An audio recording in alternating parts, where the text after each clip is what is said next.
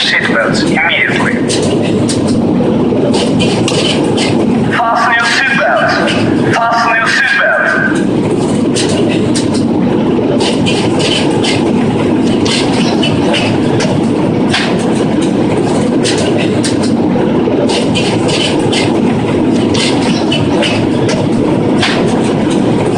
This is Captain. We're forced to make an emergency landing. All passengers assume the brace position.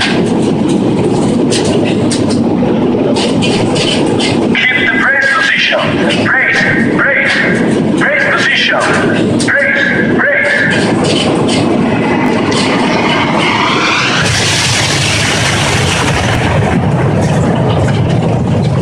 Captain, evacuate, evacuate. Release seatbelt. Take and wear the life vest. Life vest under your seat. Inflate only when leaving the aircraft. Leave all your belongings. Evacuate using the exits closer to you.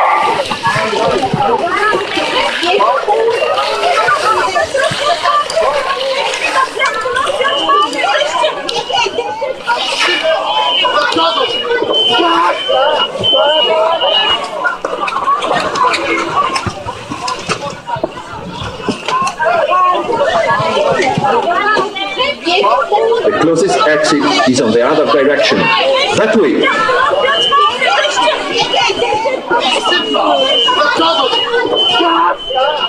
This exit seems blocked. Check the other one.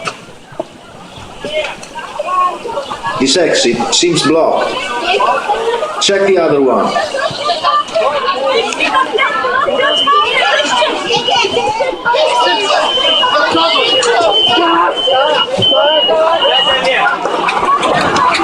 Come this way. Come this way. Come this way.